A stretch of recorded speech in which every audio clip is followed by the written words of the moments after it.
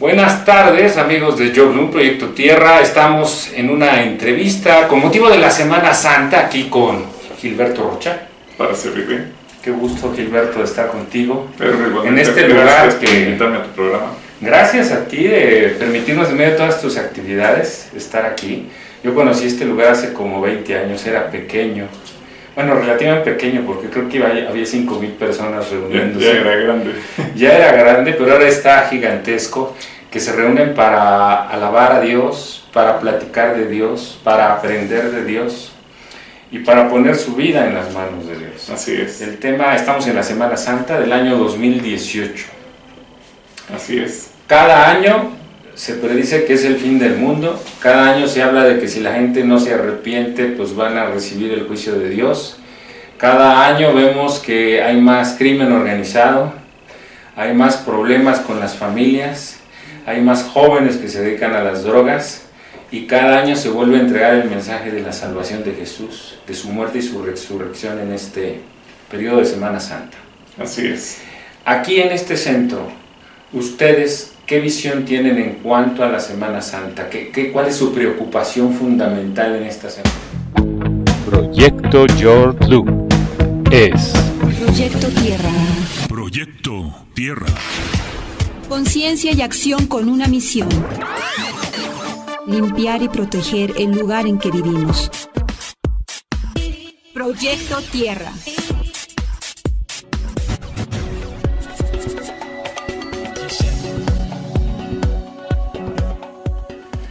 Bueno, como bien lo dices, cada año se da el mensaje y nosotros aprovechamos este tiempo para convocar a la congregación y en particular a todas las familias para tratar de conectarlos con Dios.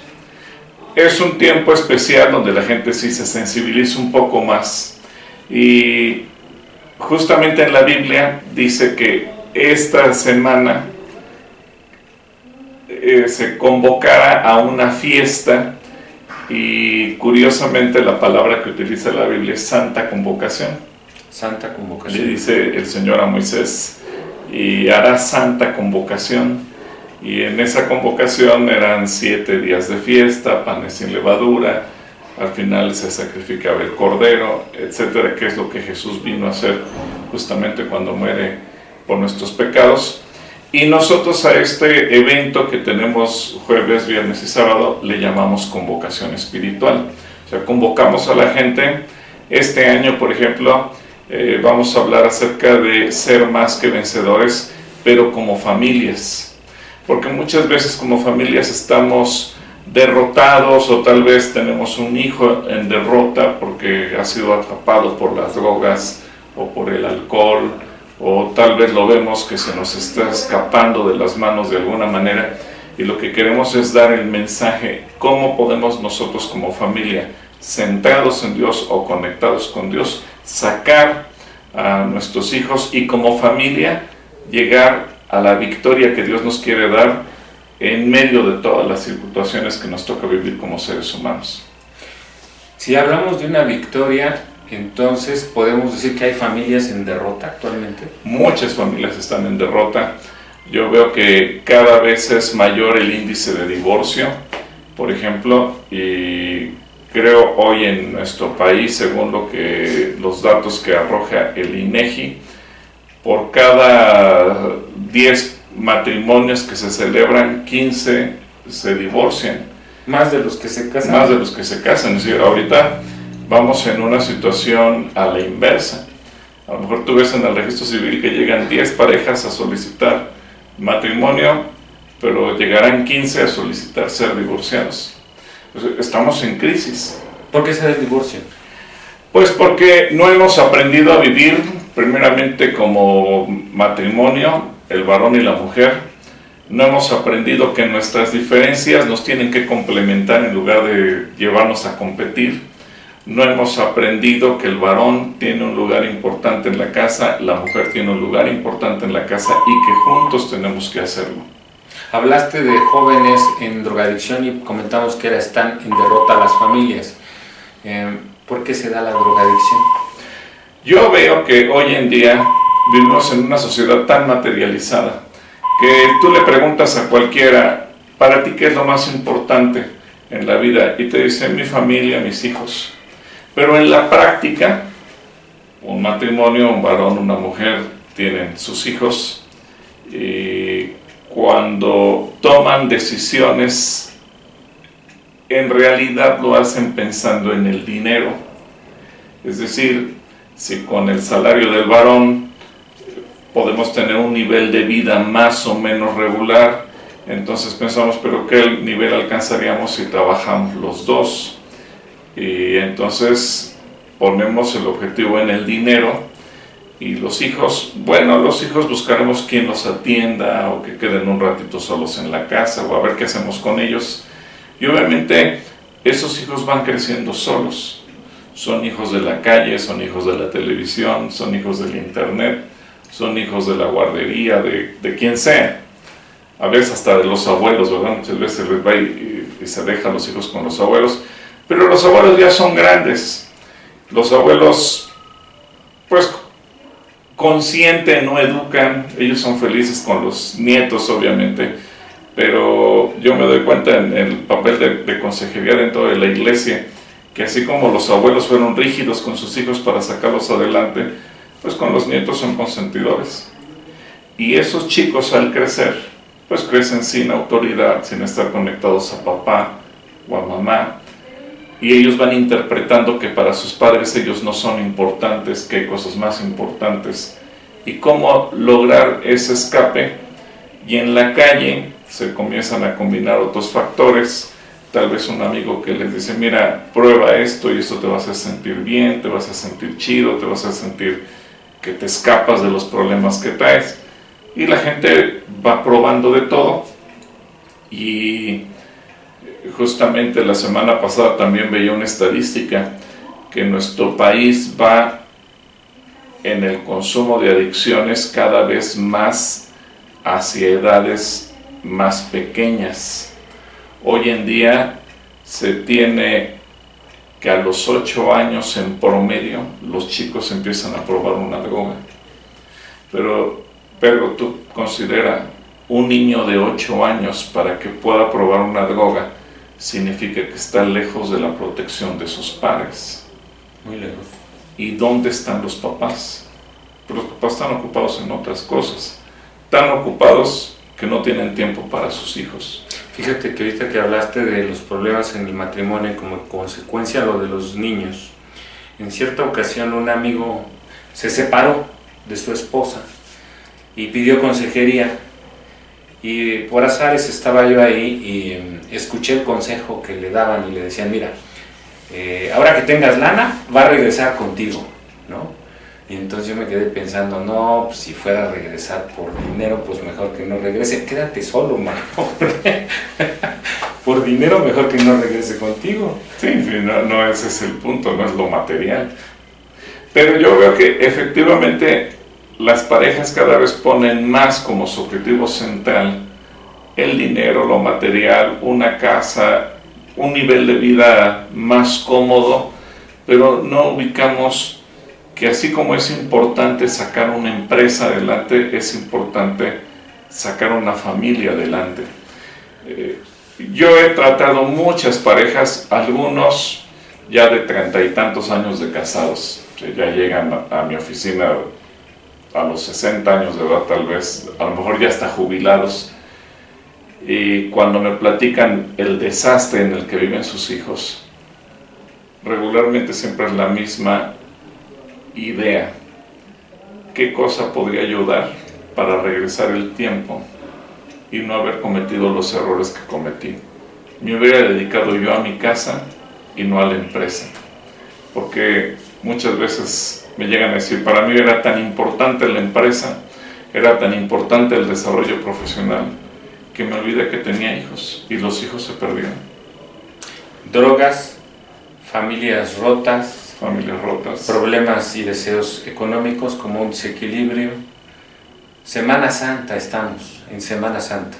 ¿Esto cómo embona en la Semana Santa? ¿Recordar la Semana Santa en qué beneficia a las familias o abate la drogadicción? Es clave porque en esta semana recordamos que Cristo Jesús vino a morir por nuestros pecados. Y al morir por nuestros pecados nos da, primero, el perdón, y segundo, también nos ayuda a quitar las consecuencias de esos pecados, hasta donde es posible. Yo sé, hay consecuencias que ya no las vamos a poder quitar, son para toda la vida.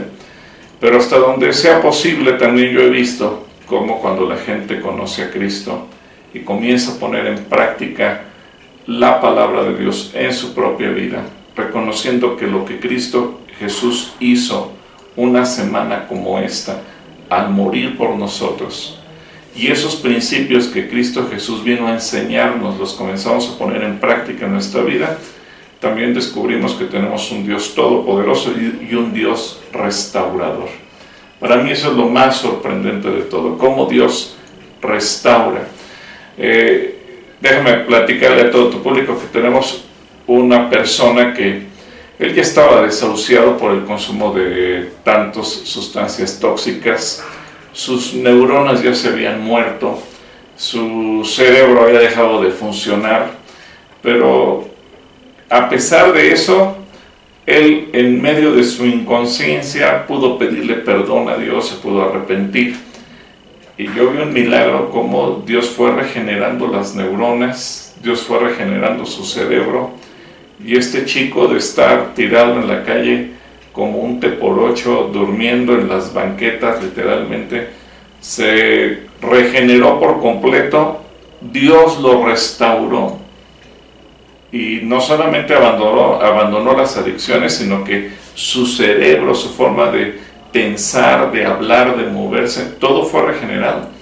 Eso es algo inexplicable humanamente hablando, pero es de lo que vemos que Cristo Jesús logró en la cruz por nosotros. Y eso lo hizo justamente una semana como esta. Por eso es tan importante que la gente entienda que lo que el Señor Jesús hizo no es simplemente un acto religioso, sino que lo hizo por amor a nosotros, y que los efectos y los resultados de ello hoy en día siguen siendo vigentes, tan vigentes como hace casi 2000 años que eso ocurrió.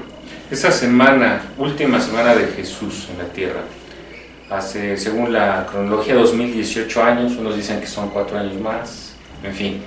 Pero esa última semana fue muy especial, como que fue un curso intensivo para sus 12 discípulos. Uno lo iba a traicionar, otro le cortó la oreja a un centurión, el otro lo negó, otro dijo que si no metía la mano en su costado no creería. Cuando lo vieron crucificado corrieron todos a encerrarse y a ponerse ahí a ver qué les iba a pasar. Pero después, del momento que regresa y está con ellos, se sienten fortalecidos. Si esto no es una religión, esto puede pasar en el momento actual. Esto puede pasar en el momento actual. Yo he visto mucha gente que igual primero niega a Jesús, inclusive hay quien le echa pleito a quien dice creer, y podemos ver de todo tipo de personas, y tal vez entre el público hay gente así, pero también vemos personas que son regeneradas y que Dios le permite la oportunidad de ser fortalecidas. Y cuando tenemos ese encuentro con Cristo Jesús, nuestra vida cambia, nuestra vida es transformada. Y justamente esto es parte del mensaje que nosotros queremos dar durante estos días. Ese encuentro con Cristo crucificado y que después resucita, porque no quedó muerto enterrado en una tumba, sino que resucita y ahora está vivo. Eso nos da la diferencia. Cualquier líder espiritual, religioso, político que ha habido en la historia del mundo, uno puede visitar su mausoleo, su tumba en cualquier sitio, pero la tumba en donde fue puesto el Señor está vacía, y dice, Él no está aquí porque ha resucitado. Y esa resurrección es lo que a nosotros nos anima y fortalece en nuestra fe. Yo creo que toda persona que crea que Cristo Jesús murió en la cruz por sus pecados para darle perdón y la posibilidad de la vida eterna, cuando nosotros reconocemos a Jesús como nuestro Señor y Salvador, y después cree que Cristo está vivo, que Cristo no está muerto, que Cristo resucitó. El mismo poder de la resurrección que operó en Cristo es el mismo poder que opera en cada uno de nosotros para darnos una nueva vida. O sea, yo lo tengo que creer. Tú lo tienes que creer, yo lo tengo que creer, cada uno de nosotros lo tenemos que creer. Supongamos que yo tengo una vida así media complicada. Le he entrado a las drogas, tengo problemas familiares, vivo sin paz, sin orden, y me dicen, Cristo te puede ayudar. Pues ya lo escuché toda mi vida, pero yo no veo que pase nada. ¿Cómo puede ocurrir eso? Yo creo que son dos cosas que uno tiene que hacer. Primero, creer. No es solamente conocerlo, porque podemos tener una información histórica, pero no creerla. Y en segundo lugar, poner en práctica los principios que la misma Biblia nos enseña, que Jesucristo nos enseña en el Evangelio. Jesús dejó una instrucción que tenemos que enseñarle a la gente cuando dice, hagan discípulos, pero enséñeles a obedecer todas las cosas que yo les he enseñado. Y el Evangelio no es un libro de recopilaciones históricas o de bonitas anécdotas o de bonitas situaciones que hayan ocurrido. Es un libro de principios. Y cada uno de los evangelios, Mateo, Marcos, Lucas y Juan, que nos presentan la vida de Jesús, pues nos enseñan principios que nosotros tenemos que poner en práctica para vivir. Por eso nosotros pensamos, pero que el cristianismo no es una religión, el cristianismo es una forma de vivir. Cuando tú aplicas esos principios a tu vida, las cosas en automático funcionan. Así de sencillo. No es cosa de magia, es cosa simplemente de poner en práctica esas leyes espirituales en nuestra propia vida. ¿El cristianismo no se vuelve una religión? Se vuelve una religión cuando nosotros simplemente vemos a Dios como una persona a la que decimos adorar, pero a la que no obedecemos. ¿La religión te salva? La religión no te salva. ¿Quién te salva? Solamente Cristo Jesús. Porque hablamos de un país, por ejemplo, México, por no hablar de otros países. El 80% son de formación cristiana. Somos un país culturalmente cristiano. Pero tenemos grandes problemas de alcoholismo, drogadicción. Porque aunque la gente dice creer, la gente no obedece. Por eso también somos un país donde abunda la milagrería, donde la gente... Es más, esto podría aplicarse desde el principio del soborno. Me detiene un policía, le doy yo un dinero para no tener que ir a la delegación o a la oficina de policía y me libro de muchos problemas. ¿Y qué pasa cuando líderes religiosos te dicen, mira, compra tu milagro? Pues si eso me quita responsabilidades, obligaciones y compromisos, pues dime cuánto doy y lo compro. Me quito de problemas. Y venimos de un sistema religioso, acordémonos, donde inclusive se compraban indulgencias, ¿no? ¿Cuánto cuesta el perdón de Dios? Es decir, cuando nosotros buscamos eludir lo que la Biblia dice, no obedecerlo, decimos creer en Dios, pero lo que Él dice lo tengo aparte, porque no quiero aplicar eso a mi vida, ni quiero comprometerme, ni quiero hacer yo un esfuerzo por transformar mi manera de vivir a esos principios, entonces caigo en una religión, llámese como se llame. Y puede haber de todo tipo de religiones y denominaciones religiosas, pero lo que verdaderamente nos salva y nos cambia es tener una relación con Cristo Jesús y, repito, poner en práctica los principios bíblicos. La Biblia está llena de principios que cuando nosotros los obedecemos, los ponemos en práctica, los aplicamos en nuestra propia vida, indudablemente que funciona. A mí me ha tocado ver en ocasiones que cuando hay alguien cristiano, como tú, hablándole a alguien no cristiano, y hablándole de Jesús y del arrepentimiento de esto que estamos ahorita mencionando, le dicen que oren y que inviten a Jesús a entrar en su corazón. ¿Eso qué significa? Bueno, es un acto consciente de decir que creemos en Dios y de abrirle nuestro corazón para que Él pueda venir a entrar a nuestra vida.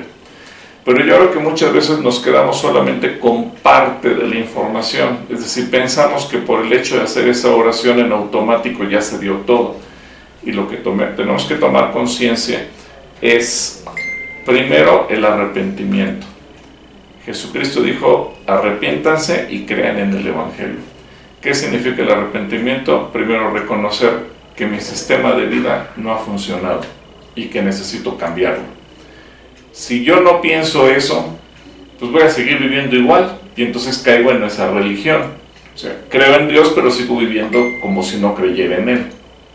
Y necesito tener ese arrepentimiento, reconocer, no he sabido vivir, no he sabido tomar decisiones, no he sabido hacer lo correcto, no he sabido manejar mi matrimonio, no he sabido educar a mis hijos, no he sabido manejar mi economía, no he sabido manejar mi propia persona, no he sabido manejar muchas cosas de mi propia vida, pero tenemos que reconocerlo. Ese es el primer paso del arrepentimiento.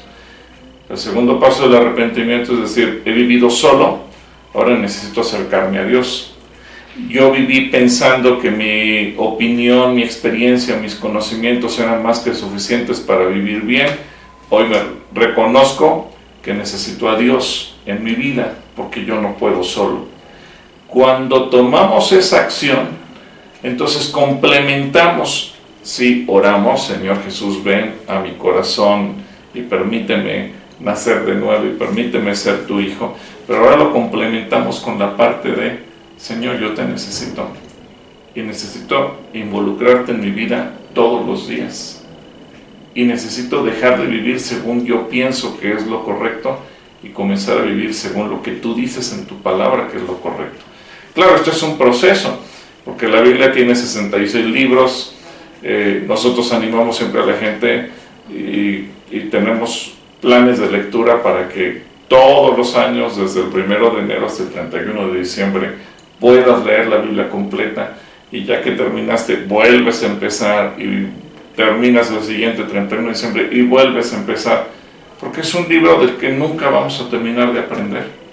Y es un libro tan extraordinario que siempre que lo leemos algo nuevo aprendemos, y no importa cuántas veces la hayas leído, cuando la vuelves a leer muchas veces lo que descubres dices, ah caray, yo no me acuerdo que eso haya estado escrito, como que fuera algo nuevo para mí hoy. Se va modificando al leer, porque Dios te habla todos los días. Esa es la forma en que uno ve que es un libro vivo y que Dios te habla. Y no importa cuántas veces hayas leído la Biblia, la vuelves a leer y vuelves a encontrar cosas nuevas. No es un libro aburrido, no es un libro que diga, ya me lo sé de memoria, ya sé lo que dice. Todos los días el Señor te habla. ¿Cuál sería tu mensaje final para nuestro público? Que esta semana aproveche para conocer más a Dios, conocer la obra de Cristo Jesús. Todos tenemos un dato histórico de Jesús. Sabemos que Él murió en una cruz y a lo mejor el público tiene inclusive una imagen, un crucifijo, un Jesucristo crucificado en alguna parte de su casa, pero el mensaje sería: aprenda qué significó eso en su propia vida, conocerlo, conocer eso cómo impacta mi propia vida, mi propia naturaleza. Cristo Jesús, yo estoy convencido, Pedro, que Él vino a morir, y si solamente hubiera sido necesario morir por ti, Él lo hubiera hecho solo por ti, por el amor que te tiene, y por cada una de las personas que miran tu programa, o por cada uno de nosotros, porque su amor es incondicional. Así que lo mejor que nos puede pasar es conocer lo que significa su muerte y su resurrección en mi vida, y cómo va a cambiar, cómo va a transformar mi manera de vivir, mi manera de pensar, mi manera de actuar.